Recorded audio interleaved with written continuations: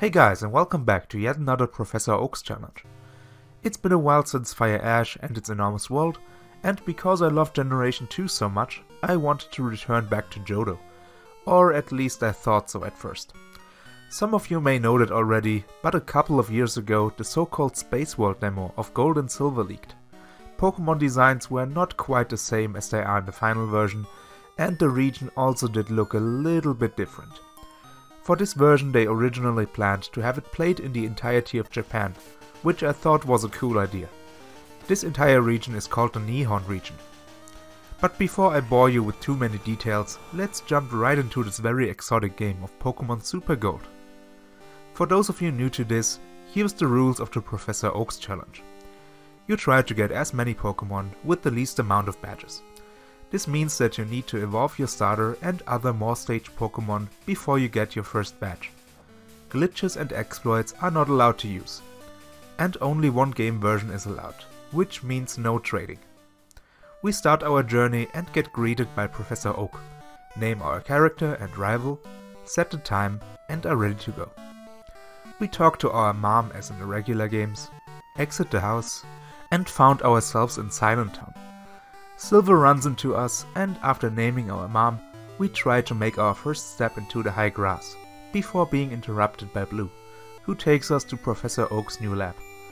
We take a look at the new starters, or should I say the scrapped original starters, and decide to take the water one, Palacio, making it our first Pokemon for our Dex total.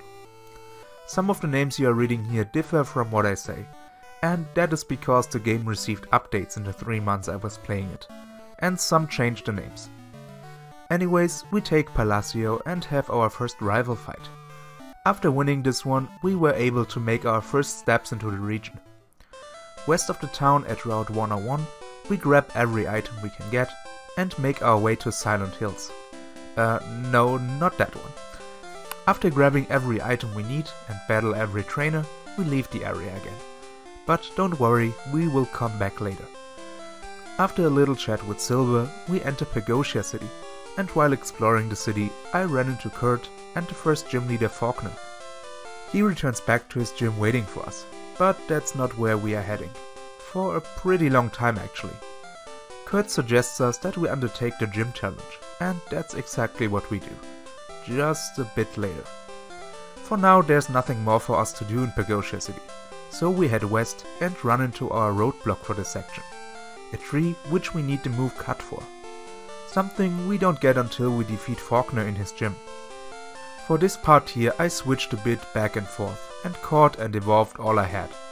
Over at Route 102 at night I caught a Freckle Toot, a Farfetch'd over at Route 101, a Moibel at Silent Hills, Larvitar, Weedle, Ghastly, Spinarak, Oddish, Bellsprout, and Pidgey.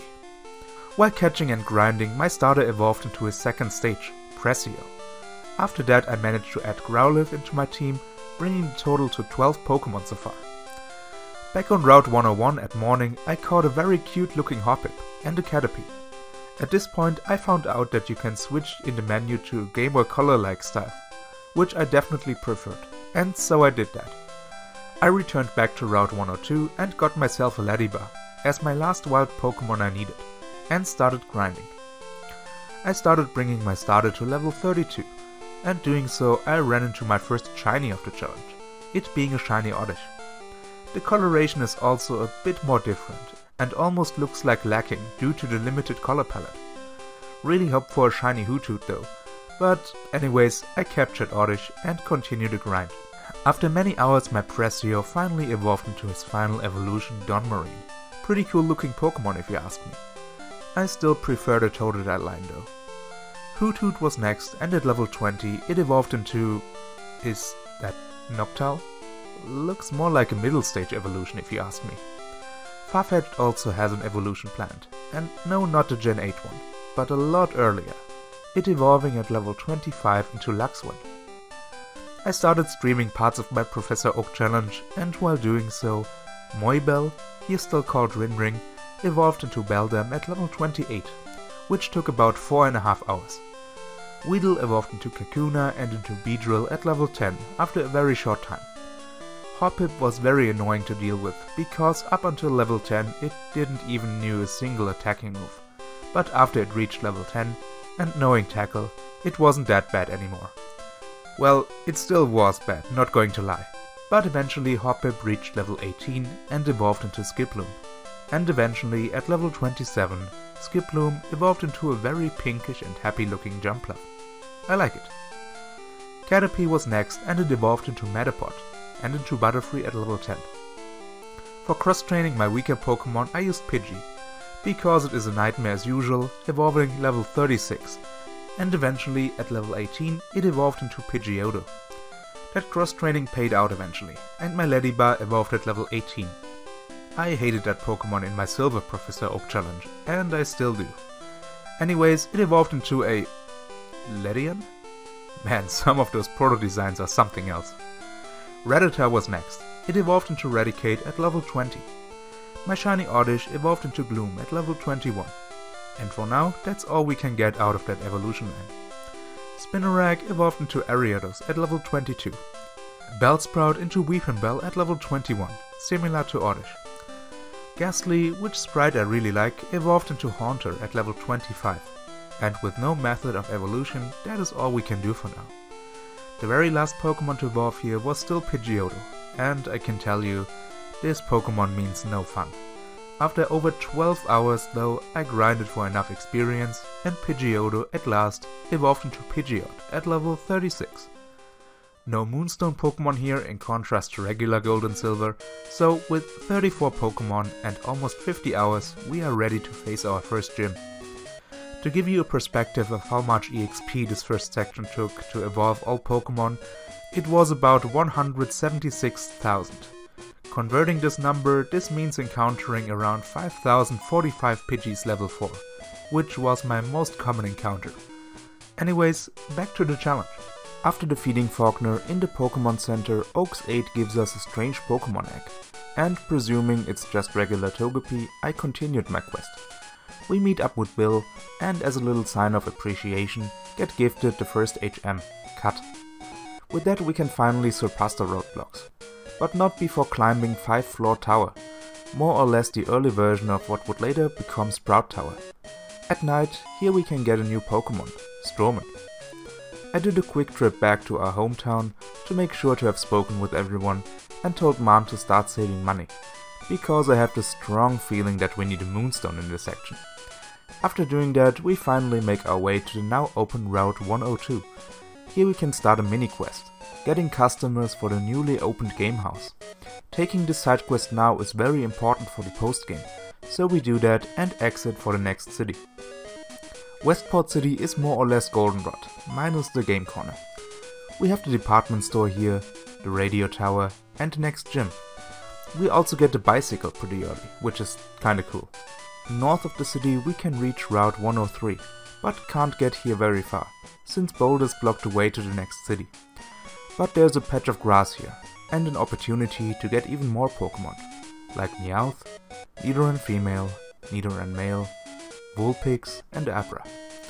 In the department store there's also an NPC which trades Moibel for Granmar, a scrapped water fire type, which somewhat reminds me of Poplio, minus the typing of course. Somewhere along the way the egg hatched into a shiny Smoochum. Turned out that what we got here is the odd egg actually. That surprised me a little bit, and not knowing that the odd egg here gives you a way bigger variety of Pokemon, I kept Smoochum and continued. Picking and selling all items and battling every trainer possible, I was able to get Mom to buy me a Moonstone. After lots of grinding at Route 103, Stroman evolved into Fenderin, Nidoran Male into Nidorino at level 16, and using our only Moonstone, Nidorino into Nidoking.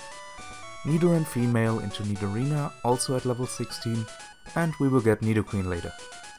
Abra only needed one level to get to 16, so after a bit of switch training, Kadabra was the next Pokemon for our Dex total. That's all we can get out of that evolution line for now, and so I decided to go for Meowth next. It evolved at level 28, and Smoochum into Jinx at level 30. And I discovered that Abras here are quite passive aggressive, not letting me flee and then using Teleport. Or as the guys over at the Professor Oak Discord compared it to, I want to quit. You can't quit, I'm firing you. Seriously, check the Discord out, link in the description below. From around the start of section 2, I also decided to indoor bike while doing this challenge. Because we are doing so much for Oak already, I wanted to do it on my own terms, with Oak's only kryptonite, biking indoors. With now 49 Pokemon in the decks, and after 57 hours, we can now finally take on the next gym, which is Bugsy's gym. After obtaining the Hive badge, we still cannot go north of Route 103, but the ferry opens to us, and we can go to a new city, Techno City. We do exactly that and explore the town. Team Rocket seems to have made themselves at home here, but for now we have other problems, like getting the Old Rod. This allows us to get a handful of new Pokemon. The moment we enter the local Pokemon Center, there's a worried grandpa looking for his granddaughter, assuming that she went missing in the mines.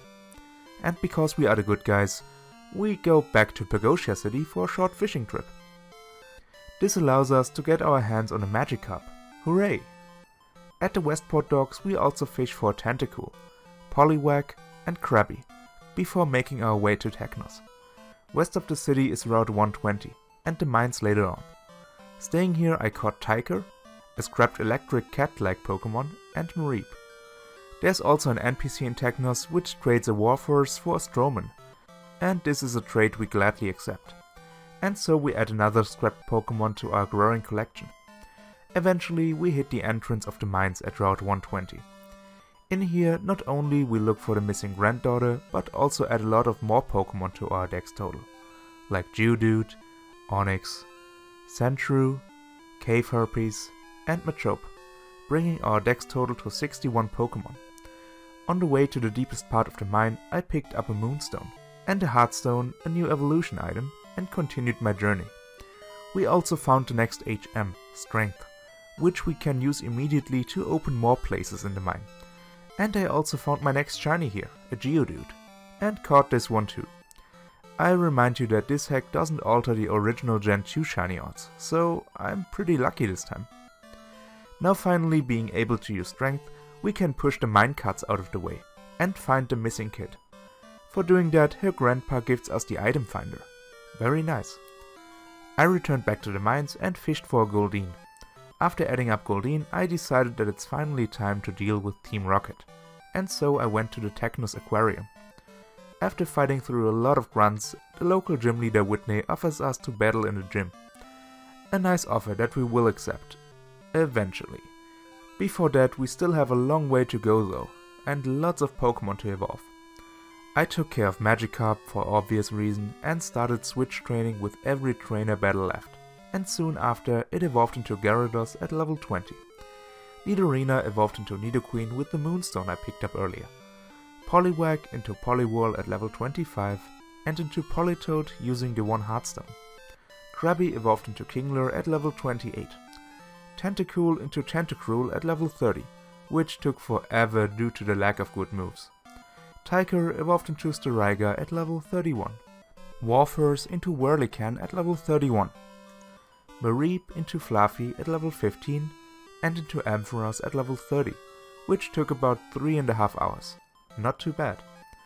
Zubat evolved into Golbat at level 22, and because happiness took forever as usual, I evolved my other Pokemon first. Speaking of Pokemon which took forever to evolve, why Goldeen? Why at level 33? Well, at some point it did, but it was no fun. Sandshrew was next, evolving at level 22, which took me about 1 hour of grinding. Machoke into Machoke at level 28, Shiny Geodude into Graveler at level 25, and after way too long of just cycling endlessly, Golbat into Crobat, making it Pokemon number 78. And so, after 85 hours and at this point 605 kilometers of indoor cycling, I was finally able to send Whitney and her Miltank into another dimension, earning myself the plane badge. With Whitney out of the way, two things happened. At first, the blocked road 103 is now finally open, and the boardwalk north of Technos opened too. For now I focused on Route 103 and made my way there. Finally being able to cross this route, we can make our way to Burden Town. This town is a little bit like Azalea Town, except that it's in the desert. But the Slowpoke well is here. Before we go there, we enter the Burden Milk Bar and convince the first NPC to check out the game house over at Route 102. Because I lost my train of thought somewhere at the milk bar, instead of going to the Slowpoke well, I checked out Route 104 and caught a Doduo here and a Natu. We cannot advance that much into the route because an NPC blocks our way east. So I decided to go back to Burden Town and check out the Slowpoke well finally. We meet up with Silver for a battle and after returning to the well find that Rocket Grunts are there. What a surprise. Like in the original Gen 2 games, they want to cut off the tails of Slowpoke for some sweet profit. But instead of joining the business, we have no other choice than to team up with Oak, Blue and Silver to stop the Grunts. We stay a little bit longer in Slowpoke well and catch ourselves a Disturbin, which is basically Slowbro's tail as its own Pokemon, and caught a Slowpoke. Now the gatehouse north of Burden Town opens up, and so we take the opportunity and make our way to Route 116, where we catch a Spearow. Over at Route 117 there's another cave, Andon Cave, which we check out of course. Inside there's a variety of new Pokemon to catch, like Quagsire, which is a single stage Pokemon now, Grimer and Diglett. I return to Burden Town once more to heal my team and to speak with an old man in town. For helping getting rid of the Rocket Grunts, he awards us with HM Surf, which we cannot use yet out of battle unfortunately. Over at Route 104 at night I caught a Bipolar and a Murkrow. Is it only me or am I the only one liking Murkrow's little head? Anyways, I returned back to Route 116 and got myself a Cubone. Cubone opened up a whole new dimension, because it knows Headbutt. As you may know from the original Gen 2 games, Headbutt opens up a variety of new Pokemon to catch. And doing so on Route 117, I added Execute to the dex total, bringing it to 90 Pokemon. At this point I decided to check out the other new location which opened up, and made my way back to Techno City. North of it the Boardwalk opened. Before going there I used Headbutt yet once more to add Apom to the collection, together with Scyther. I crossed the Boardwalk and ended up in Sanskrit Town. An NPC here gives us the coin case, which we will put to good use not too long in the future. North of the town there's the Sanskrit Ruins, basically the Ruins of Elf. After solving the first puzzle there, the chamber is open and I got myself an unknown.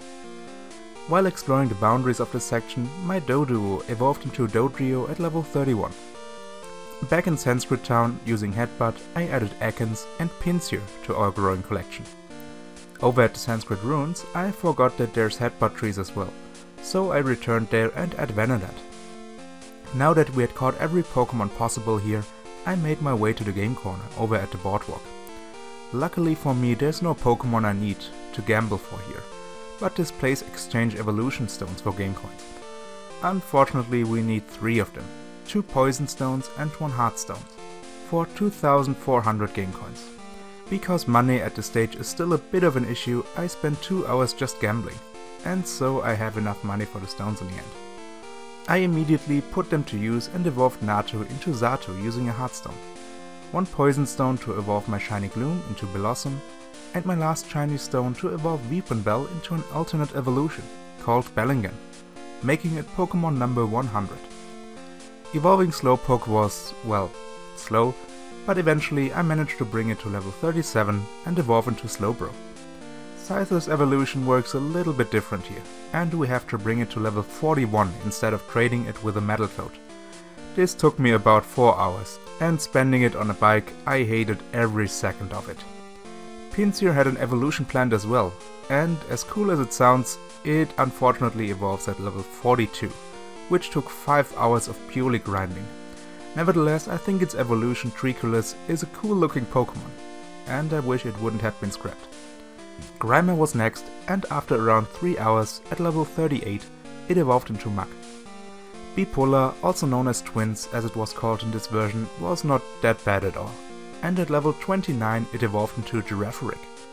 At least now Girafarig makes sense. Venonat evolved at level 31 into Venomoth, making it Pokemon number 106. At level 28 Cubone evolved into Marowak, and only at level 20 Spearow into Fearow. Ekans did evolve into Arbok at level 22. Diglett was the last Pokemon which I had to take care of, and only at level 26 it evolved into a Dugtrio. And with 110 Pokemon after 113 hours and 1145 kilometers cycled, I was able to face leader Enoki and his ghost Pokemon. Defeating him results in me getting the Fog Badge, and also being able to use Surf now. Because it was Friday and I was now being able to use Surf, I made my way back to the mines west of Techno City and celebrated by catching a Lapras here, along with a Psyduck and Golduck. Now I could reach every area of the mines, so I grabbed every item there, and one of them is the so-called Covenant Orb.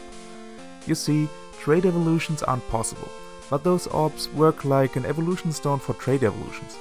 They are extremely rare and I need lots of them later. Now we also get the Dome Fossil, but we cannot revive it yet. For now I left the mines and made my way to Route 119, just west of the mines.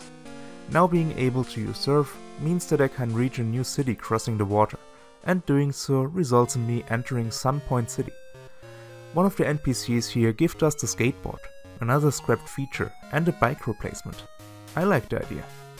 East of Sunpoint is Route 118, and we can get a variety of new Pokemon here, including Tangela, Clefairy and Houndour. Route 118 also connects Sanskrit Town by surfing, and so I returned there and went for the Sanskrit ruins. Surfing here I got myself a new Pokemon, Molambino. I went back to Sunpoint City and explored the docks north of the town, only to find out that Team Rocket overrun the area. I boarded the rocket ship, grabbed the amulet coin, and trust me, using this as early as now is extremely important, and made my way to the captain's room. Unfortunately, a grunt locked the door, and we need to get a key somewhere else.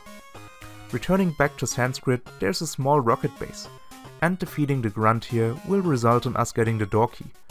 Back on the ship, we run into an imposter Oak, and after a short talk, we are able to take on the captain, and driving Team Rocket out of town.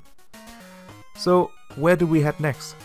Gladly, a new roadblock cleared, and while we couldn't advance more east on Route 104 before, now we can.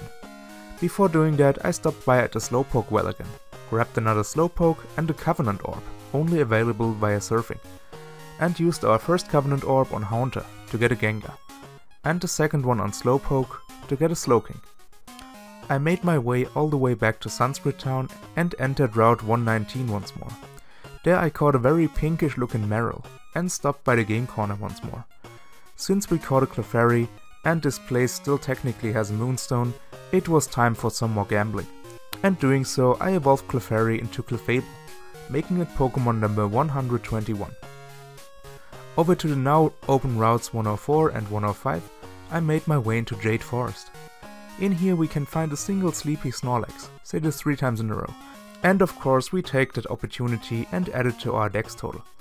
Who needs a Pokeflute anyways? While crossing the forest, I ran into Sunflora and captured it. And surprisingly, this time it's a single stage Pokemon. Exiting the forest, we are now over at Route 106.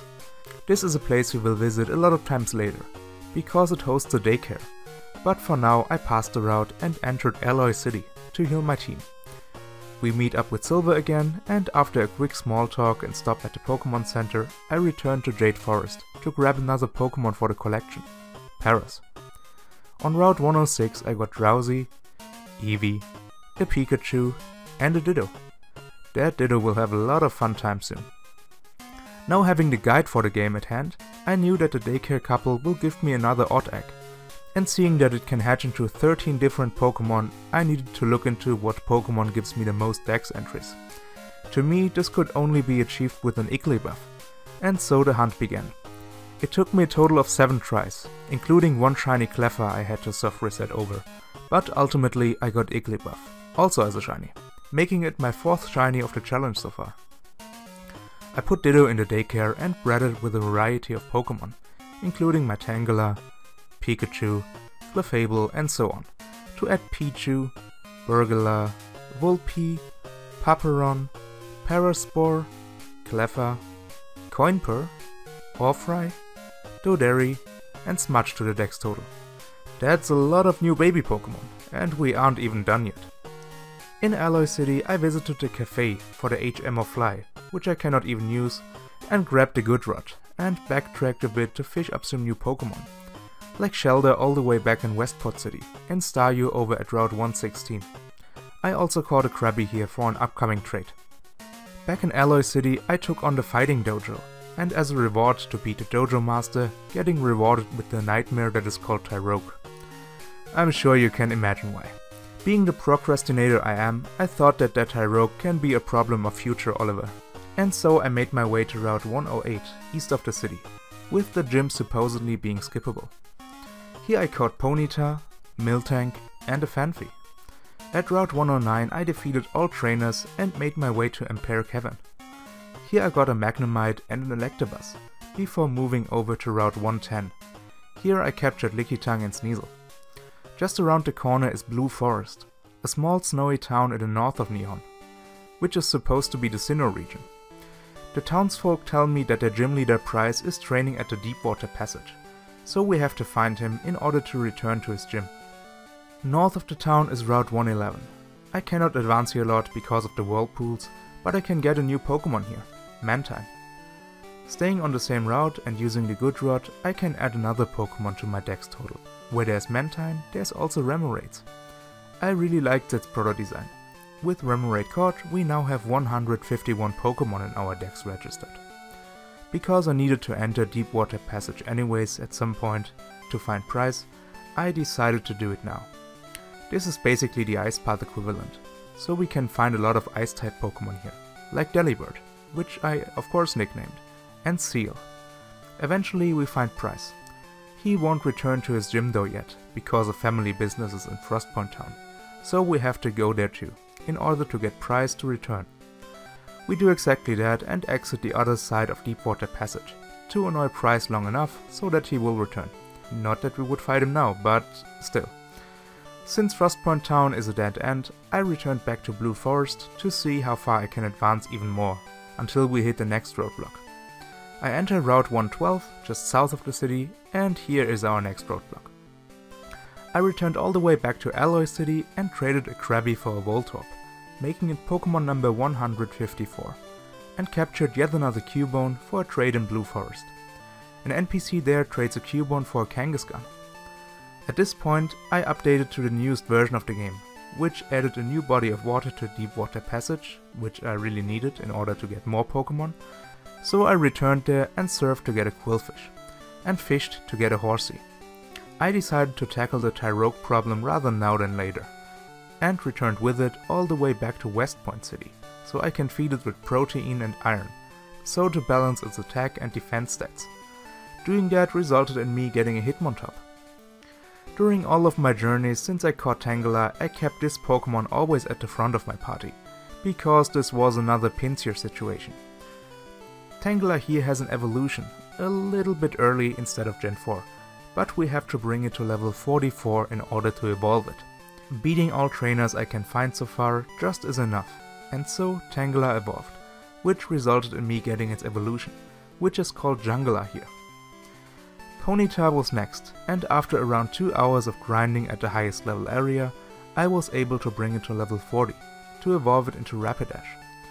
Our traded Voltorb took another hour of grinding, and doing so resulted in us adding Electrode to the dex total. Molambino evolved at level 28 into Angor, and Angor at level 39 into Luriel. Because grinding took so long, I looked up methods to speed it up, without using the speed up function of the emulator. And funny enough, I didn't notice that Wild Execute have a chance to hold the Lucky Egg. This is obviously the holy grail to anyone doing the Professor Oaks challenge. And so I diverted back to Route 117 and captured Execute after Execute until one finally did hold the Lucky Egg. With that obviously the grinding was a lot better. And so after half an hour I managed to evolve Magnemite into Magneton at level 30. Quillfish had an evolution planned originally too, and after bringing it to level 30, it evolved into Kazaplin. Seal evolved into Dugong after bringing it to level 34. Remoraid into Octillery after level 27. Now the name Octillery makes a lot more sense. Horsey into Seadra at level 32. Fanpy into Donphan at level 25. Paris into Parasect after hitting level 25. Houndour into Houndoom after reaching level 24. I bred my Rapidash to get yet another new baby form, it being called Colta. Drowsy evolved into Hypno at level 26. Igglybuff, after enough happiness, evolved into Jigglypuff, and feeding Jigglypuff another Moonstone, it evolved into Wigglytuff. I bred Eevee again and gave it a Poison Stone to evolve it into Umbreon, and another one, giving it a Heartstone to evolve it into Espeon. One of the Tyrogues evolved into Hitmonchan at level 20, when its defense stat is higher than its attack stat, and my other Tyrogue into Hitmonlee with the attack higher than the defense. And I can tell you, Hitmonlee was expensive. Because I completely forgot Elekid even existed, thank god I always check my notes twice, I bred Electabuzz with Ditto to get an Elekid. I decided to completely skip Aloy's gym, because it's possible, and go straight for Pryce's gym. With now 180 Pokemon obtained after 142 hours and 1592 kilometers cycled. Oof, that was a huge section. With Pryce defeated, we make our way back to Frostpoint City, and Pryce's family is so surprised that we actually beat him that we get gifted the HM for Whirlpool. Using our new ability immediately, we travel back to Alloy City and go north, and now finally being able to pass the Whirlpools, we can reach Coban Island. There is not much for us to do here, but we can meet up with Claire, this time not as a gym leader, but rather as a well-known dragon trainer. She challenges us to get a Dragon Orb out of Dragon's Maw, a small cave in the town, and so we do. After obtaining the orb and bringing it to Claire, we get gifted with a special Pokemon. Can you guess what it is? Of course, it has to be Dratini. Because I wanted to know the boundaries of this section, I checked if Route 112 south of Blue Forest is now open, and yes, it is. Now we are able to enter Stand City, which seems to be overrun by Team Rocket. Unfortunately, this is already our next roadblock, since none of the grunts wants to fight, and the next events only start after we took on the next gym. This means we only have one Pokemon to deal with, it being the Dratini line. Because we already had access to the Lucky Egg and the daycare, I decided to use a combination of both. This was extremely tedious and boring, I can tell you. But after around 8 hours of cycling, I managed to evolve Dratini into Dragonair, and eventually Dragonite, at level 55, making it Pokemon number 183. So, with 150 in-game hours and around 1752 kilometers cycled, I managed to get the next gym badge from Okera, the Dusk badge. The moment we leave the gym, Imposter Oak gives a public speech, telling us that Team Rocket's work in the city is just research, and sending out radio signals to attempt to read the minds of Pokemon, and that we should not bother them in any way. In the Team Rocket hideout, we fight our way through the building until we encounter the imposter himself for a battle. Upon defeat, he tells us that Team Rocket will leave the town. We want to exit the building when gym leader Okera discovers that there is a secret base right here. This part plays out more or less like the Team Rocket blockline from Mahogany Town. And so, after a lot of grunts and getting passwords, we can shut down the machine sending out the waves and exit the building. The moment we do, the real Professor Oak gives us a call, telling us that Team Rocket took over the radio tower in West Point City. How surprising. Because we cannot advance the game until we have dealt with Team Rocket, I had to cycle all the way back to Westport, because I am not allowed to use Fly with the badge we skipped. Finally arriving there, it's similar procedure as in the original games, fighting floor after floor against Team Rocket grunts, just that this time our final battle is against Giovanni. Team Rocket is disbanded again, but not out of the world, as Giovanni promises us that it will rise again from the ashes. As a reward for our actions, we get gifted another HM, this time it being HM05, Rock Smash, which we will put to good use later. Back in Alloy City, an old man is telling us the tale of Ho-Oh, and while doing so, Ho-Oh actually returns back to Nihon. In Pegosia City, at the 5th floor tower, we can now encounter Ho-Oh, and because I already had such a good shiny luck, I wanted to get a Ho-Oh as a shiny for my ever-growing shiny bird collection. And where I had so much luck with the random encounters, this very luck I had missing now. As Ho-Oh even went over odds, with over 9,400 soft resets. Anyways, I found it, captured it, named it Lugia for chaos sake and because Lugia is missing, and the moment I did, the legendary dogs now appear in the region. Lucky for me, they appear as a static encounter and not as roamers. I made my way back to Stand City, where I couldn't continue before because of the Team Rocket grunts, and entered National Park. Here I got myself a Snubbull, which has no evolution line, and a Chansey. South of Stand City is now the open Route 113, and here we take a quick stop to catch a Mankey, only to advance to Route 114. This route leads to the last city of the region, which we will take a look at soon, but for now we stay to catch Skarmory and Mr. Mime. The last city of mainland Nihon is of course Kanto, a little bit smaller as the Kanto region we all know. If you think the original Gen 2's Kanto was already reduced too much, you are not in for a good time here, as the complete region is reduced to more or less a big city. There's a lot for us to do here, but for now we exit west of what would be located in Viridian City onto Route 115. Here we get the last wild encounter Pokemon for this section, Tauros. I returned back to Kanto and revived my Dome Fossil, resulting in me getting a Kabuto, which makes Pokemon number 191. In the game corner I found yet another person for the game house, over at Route 102. But for now I get back to Route 115 again to finally blast the boulders blocking the way to our starting town. This makes it way more convenient to visit earlier cities again, since I don't have to go all the way around anymore. Blasting the rocks away, we find HM07 among the rubble, it being Waterfall. Another HM we cannot use now. In Kanto there's a very special building for us, the Battle Club. Each day of the week we can find new trainers here, the strongest being Trainer Kate on Friday with a team of level 60 Pokemon and Trainer Alan with level 70 Pokemon. This is very important to us, since we need two more things, experience and money.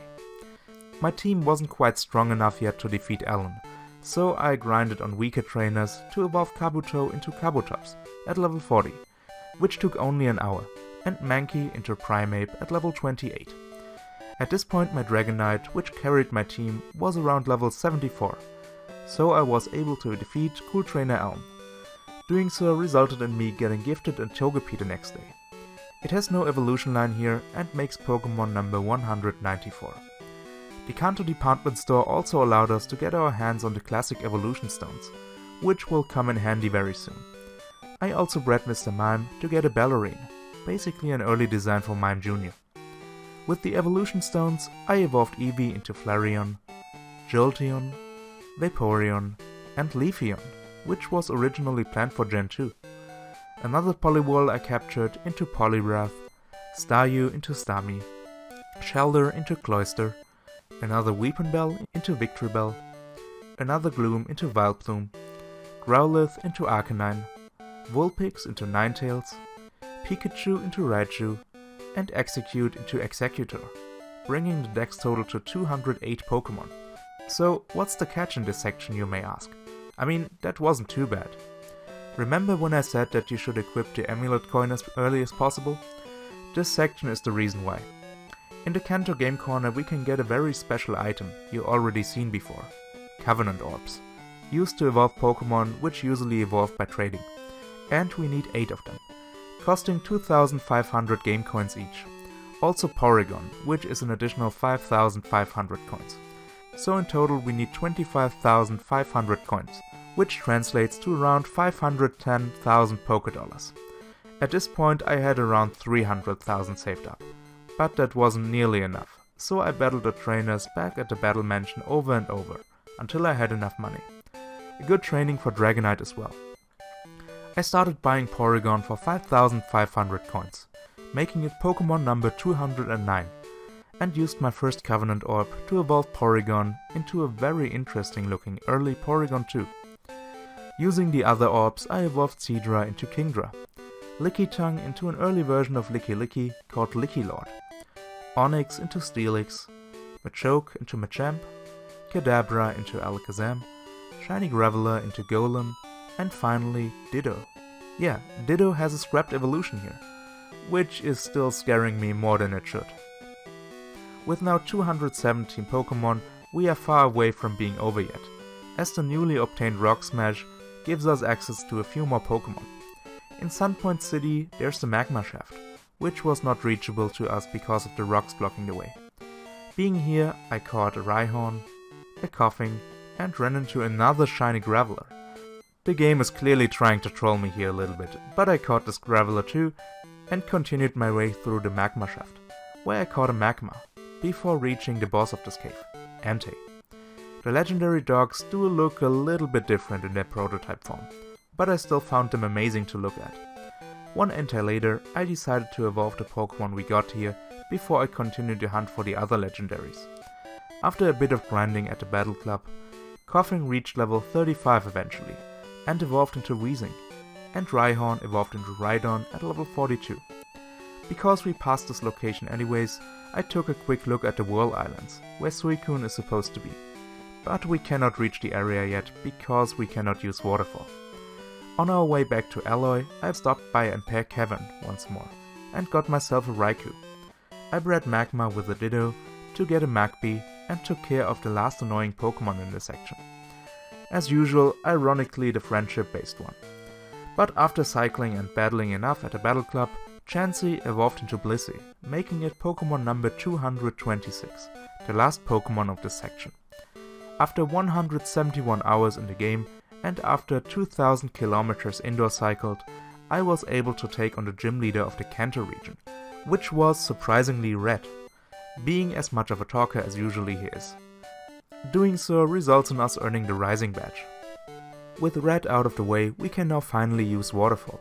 With that ability, I returned back to Sanskrit Town and Endon Cave, to reach an area of the Sanskrit ruins which wasn't possible before. Here I got a Smeargle, solved the rest of the puzzles because I was a little bit bored coming all the way back for one Pokemon, and returned to Whirl Islands, to get a very interesting looking Suicune. With now 228 Pokemon and 7 badges, I tried to reach the Crown Path, just north of the starting town, but the guard wouldn't let me pass until I have 8 badges. So unfortunately, we have to go all the way back to Alloy City and take on the gym leader Jasmine, earning us the final badge, the Mineral Badge. It wasn't all worthless though, because now I was finally able to teach Dragonite Fly, which was a big time saver to say the least. Back in Silent Town, the guard now lets us pass, and at the Crown Path we run into our rival Silver for our last fight. I don't have to tell you how brutal this one was, with a level 93 Dragonite. To my surprise, Kanto wasn't the last city, and Crown Path led to the last city before the league, Crown City.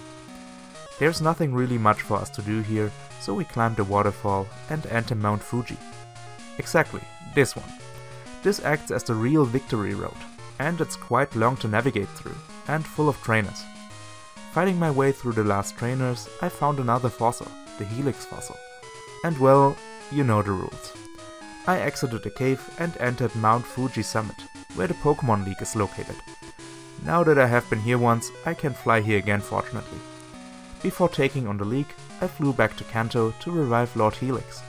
And after a bit under an hour, it evolved into Omanyte, making it Pokemon number 230, all Pokemon we can get before we take on the league. With my level 98 Dragonite, I took on Will, Koga, Agatha, Misty, which I thought was really cool, and of course, as you could expect it, Lance at last. And I can tell you, crushing Lance with a single Dragonite is a joy you cannot even imagine. It was unfortunately not enough to get to level 100, but nevertheless we defeated him and got into the Hall of Fame, after a little chat with Oak. And after 173 hours, that's it. Or so may one think with Kanto already explored. Is there any postgame left? There is actually. We wake up and get a call from Oak. He wants to see us in his lab. We walk there and get gifted the SS ticket. With that we can reach Nihon's Southwest Islands, with a couple of more Pokemon for our decks hopefully. I traveled to Westport City and took the ship to the islands. Soon after setting sail though, we hit rough weather, and the ship seems to be in a little bit of a problem. Speaking to the captain reveals that the storm damaged the ship's fuel line, and we will be able to reach the islands, but cannot return back to the mainland for now. We promise to take a look for a spare part and explore the island a bit. In Amani Town, there's an NPC which gives us one of the original starter Pokemon, a Squirtle. We gladly take this Pokemon and continue with the exploration of the town. There's also another NPC which gives us the Super Rod, but it's not useful to us anymore since we already got every fishing encounter. I trained Squirtle and exited south to the seaside path. Since all trainers here are pretty high leveled, it took only one to evolve Squirtle into Wartortle. On my way to the next town, Dragonite also hit level 100, which I thought was really cool. In Nago village we got ourselves the next Kanto starter, Charmander. We pass Meridian Path and enter Ryukyu City. To no surprise, this is where we get the last Kanto starter missing, Bulbasaur. Interestingly enough, this place also hosts what will soon become a Pokemon gym, but isn't quite yet. Defeating the guy in charge won't get us any gym badges, so we can fight him safely. Doing this gets us another sweet surprise, a strange Pokemon egg. We leave the town south and cross a few routes only to arrive at Kyume City. This is where we can pick up the spare part for the ship, so we can return back to the mainland. We also find the last NPC for the Game House quest over here, so we should also return to speak to the owner soon. Before we return back to this place though, I headed back east of the town and hit Nanjo Forest, which we crossed to eventually get to Daito Ranch. While fighting the trainers here, my Wartortle evolved into Blastoise, and I switched to Charmander. Not long after, Charmander evolved into Charmeleon. Over at the Daito Ranch, there's a sick Miltank. We help the farmers and feeding it some apples, which conveniently also grow here, and get gifted the old Amber for our efforts. I made my way back to Nihon's mainland, and over at Route 102 I spoke with the game house owner. For getting him so many new customers, he's very grateful and gives us a Pokemon egg. I took the egg with me and returned back to the Southwest Islands to grind a bit. Not too long into the grind, Charmeleon evolved into Charizard, and Bulbasaur into Ivysaur. I entered Ejima town, which seems to have a little bit of a biker problem, as they have occupied the hydro plant. While taking care of the problem and fighting some bikers, Ivysaur evolved into Venusaur, and I decided before I move on with the quest to hatch one of the eggs, so no experience is wasted. The first egg hatched into a Chikorita surprisingly, and not too long into resolving the issue at the hydro plant, it evolved into not Bayleaf. I fought all bikers in the building and their boss Swanson, and opened the dam again, just in time for the police to arrive. Thank you guys.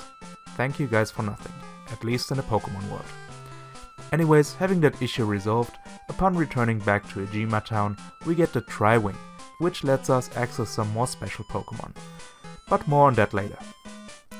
In the house right next to it, an NPC also gives us the Longvine, a very important item, which I wished for a lot earlier, because if your first party Pokemon is holding it, it boosts the chances of catching a Pokemon. Pretty neat item if you ask me. Because at this point I didn't really know what to do, I returned back to Ryukyu City and bought myself a hotel pass for 10,000. Doing so gives me access to the whole hotel, which has a lot of strong trainers, and fought through the floors. On floor 5 I actually ran into Oak and his level 70 team, and battled him to gain more EXP for not Bayleaf. This wasn't enough unfortunately, and I fought every single trainer. Eventually the universe was repaired and not Bayleaf evolved into Meganium, here called Blossomite. While in town the last Pokemon hatched out of its egg, it being the last missing starter from the Nihon region, Cupburn. I fought a couple of more trainers and Cupburn evolved into Flambear, and into Brunius afterwards. Because I almost forgot about it, I returned back to Kanto and revived the old Amber into an Aerodactyl. So, with 246 Pokemon in the decks, what Pokemon are still missing? The last 6 Pokemon are all legendaries, the legendary birds from Kanto, Mewtwo and Mew. I returned back to the Southwest Islands for last time, and now having the Tri-Wing, I entered some place that is called Jewel Cave. As you can imagine, this is the place where I found Zapdos waiting, and with the Longvine equipped, it wasn't too bad to catch either. West of Ryukyu City at the Chart Summit, this was the place where I got Moltres. And located directly in Kyume City, there was the Iced Cavern, where I got the last legendary bird, Articuno. Back on a route called Ison Strait, there's a new place which opened to us, it being the Ison Lab. At the end of the dungeon, Mewtwo awaited us, it being at level 50. But where's Mew? To answer that, we fly to Kyume City and surf south onto the Forked Strait. At the end of it is a little guardhouse, and only after becoming champion and resolving the problem with the ship and the bikers, we are allowed to pass for the last two areas of the game, the Tropical Island and Rainbow Island. We visit the Tropical Islands first and head east. On this island full of strong Pokemon we run into Mew, and it flees. Well, looks like we have to chase it. Doing so, we chase Mew all over the island, but eventually there it is. At the very last, Mew allows me to battle it, and for being the last Pokemon, I caught it with a Master Ball Oak gave me earlier. And so, that's it, 251 Pokemon in the dex. But the challenge isn't quite over yet. There's still the Rainbow Islands we can go visit. So we return back to the guardhouse and go west this time. Apart from very strong wild Pokemon, this island seems to be empty. But there's one last fight awaiting us. This time it's not red, but blue actually. And of course we show him what a real master looks like. His team is pretty strong though, with the highest Pokemon being at level 77. But at last I was able to defeat him. And that's it. The credits rolled again, but we still need to get our Pokédex rated. While Oak doesn't let us rate the Pokédex in person, we go back to the Pokemon Center and get our results there.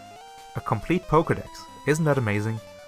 Because Oak's rating wasn't enough for me, I made my way back to the Kanto region the last time. And while being in the mansion, I got my Pokédex rated the last time. And with this final diploma, I finished the Professor Oak's challenge in Super Gold 97, after 178 hours of in-game time, 251 Pokemon caught, and 8 badges obtained. This whole journey took me almost 90 days, and I was able to cycle 2,108 kilometers, or 1,309 miles in total. To give you an idea how much this is, it is about the distance between Hamburg in Germany and Moscow in Russia, or almost from Albuquerque to Atlanta. So you may ask, have I lost any weight doing that? I have, but not as much as I hoped for honestly. But that's thanks to my love for beer, unfortunately. Anyways, it was a very fun and unique experience for me, and I actually quite enjoyed the game as well. So, what do you think of the game? What early Gen 2 designs do you like or dislike? Please let me know in the comments below. And don't forget to check out the Professor Oak's Discord server and my very own new Discord server, if you want to join our small community. Thanks for every one of you. I love doing those videos, and I'm happy you stick around for them. I hope you enjoy, leave a like if you did, or a dislike if you didn't. Until the next time. See ya!